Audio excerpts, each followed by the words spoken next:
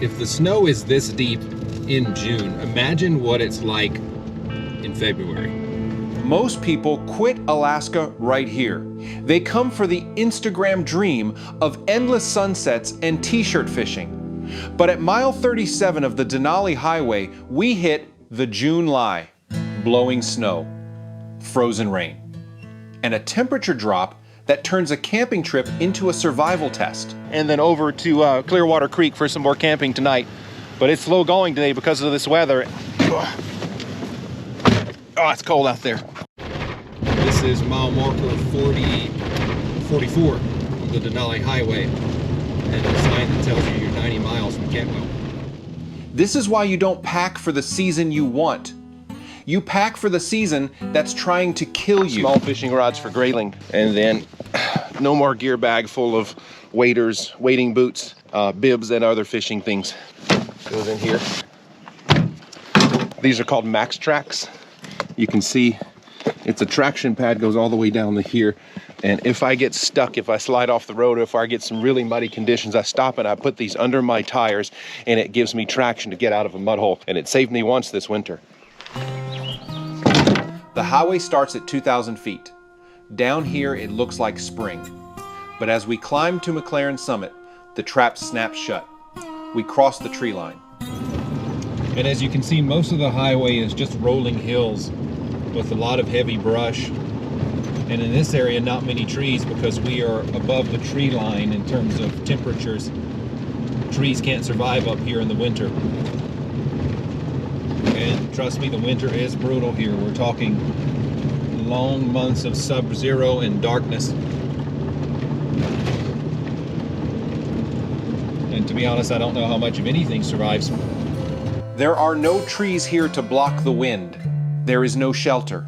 Just a 10,000-pound van acting as a sail against a frozen headwind.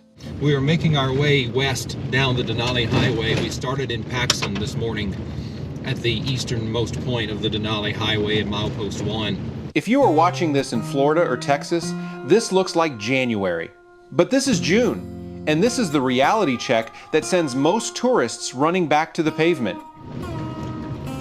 So we're going to take our time going down this Summit road. As you can see, it's really full of potholes. I do not want to bust a tire out here or break something, especially not in this weather. We're making our way back down to Clearwater Creek this evening to do some more camping and some more grayling fishing. My plan was simple: catch grayling for dinner. It's raining. It's very cold out here. It's probably in the upper 30s. It's windy, it's yucky, and the fish aren't biting, and they're just making me angry. You're probably thinking, just tough it out. Get the fish. I've been doing some fishing, but I'm failing at it. Wonder if we can see fish from up here. I'm fishing down on this river. I've only hooked one. I brought him to the bank, and I didn't get him to the shore to show you. I plan to pull dinner out of this creek, but standing in 38-degree rain with a 40-mile-per-hour wind chill doesn't just ruin a fishing trip, it destroys your fine motor skills. Within 20 minutes, my hands stopped working. It's rainy, it's cold, it's blowing sideways right now, but it makes it hard to stand out here and fish. Here's a tip from the backcountry of Alaska that I'm learning the hard way right now is whatever you think the weather is, pack for one season less than that. Meaning one season colder in terms of temperatures. Always pack a heavy rain jacket. Always pack warmer socks and a warmer cap, gloves. Always. Rubber boots, I also forgot. Rookie mistake. If I relied on this river to feed me tonight, I would starve. All right, it's pouring down rain out here and it's cold. Gonna go inside and set up camp. I retreated to the only safety I had, the life pod. This is where the heavy build pays off. Outside, it is a hypothermic car wash. Inside, it is 70 degrees and dry. I've got my insulating blanket that shuts off the driver's compartment, keeps all the heat back in here tonight. It's gonna be we're in Alaska, and even though it's June, it was snowing today, so we definitely want to insulate. This blue blanket that I put here with these snaps has worked really well. And then my blinds, do a pretty good job in insulating. Eventually I want to get some insulating curtains for this, made out of this stuff that seal out. But for now, this has worked quite well. I'm really hungry, so I just shut the van down. I'm going straight to dinner. What I have in here is, in this little freezer, I have a pre-prepared meal. I didn't have a campfire. I microwaved a frozen dinner and listened to the wind scream outside. And one of the beauties of having a camper van is this little gadget. This isn't glamorous, but survival isn't about glamour. It's about BTU management. My insulation held the heat. My heater beat the freeze. And that $4 frozen meal tasted like victory. And then, Alaska flipped the switch again.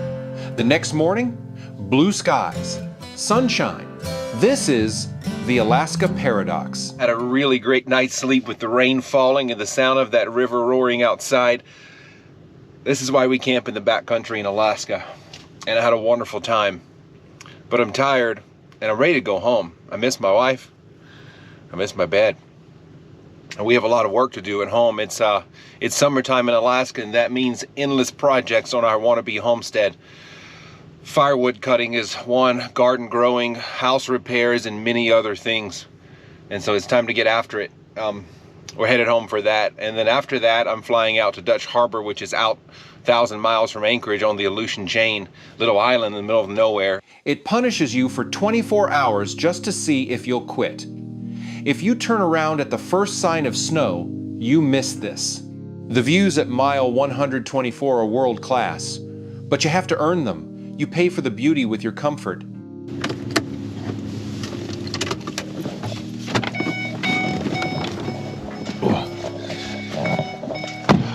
Well, as the luck would have it, what do you see? Something we haven't seen in this entire trip. Sunshine, blue sky, no rain. Of course we're going home today. Of course. Typical Alaska. This is a really great view of the Denali Highway. This is the Parks Highway here. This is the Denali Highway here. And it says we are here. This is the end of our road today. Mile 133, mile 134. We came from way over here. We survived the June blizzard, but as we pushed toward the end of the 133 miles, a new problem set in. We hadn't seen a human in hours. No gas, no cell service. If you like this forensic audit of the Denali Highway, then we know you will love what happens as we hit the next zone of this epic adventure.